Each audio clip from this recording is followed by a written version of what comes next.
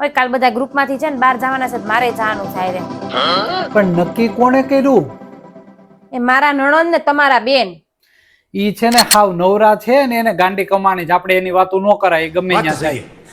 મેં એને હા પાડી દીધી છે એટલે જાવું તો પડશે જ. હવે હું કઈ ના નથી પાડવાની એને, બરાબર? કેમ તમે એટલા બધા પ્રતાપી ને યશસ્વી લોકો છો કે એક વખત નક્કી કરો એ કરવું જ પડે?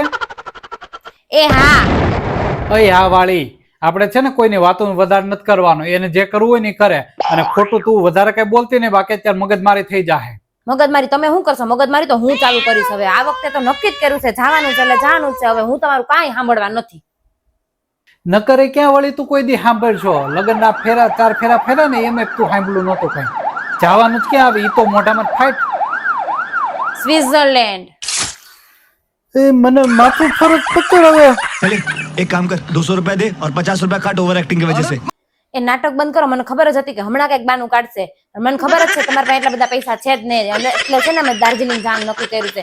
20,000 રૂપિયા જ થાહે. અને ટિકિટે બુક થઈ ગઈ છે એટલે કોઈ તમારું બાનું હાલવાનું જ નથી, બરાબર? ખિસ્સા ખર્ચના તમારે મને આપવાના છે એટલે ફટાફટ આપી દો. અહીંયા ગાડીમાં પેટ્રોલ પૂરવાનું 200 રૂપિયા નથી ને દાર્જિલિંગમાં 20,000 રૂપિયા વાપરવા થાય. મને કરતા એકલું રહેવું જોઈએ. એ તો છે ને તમારે ગુફામાં જ રહેવા વયું જવાય એટલે કઈ ટેન્શન જ ન રહે તમારે.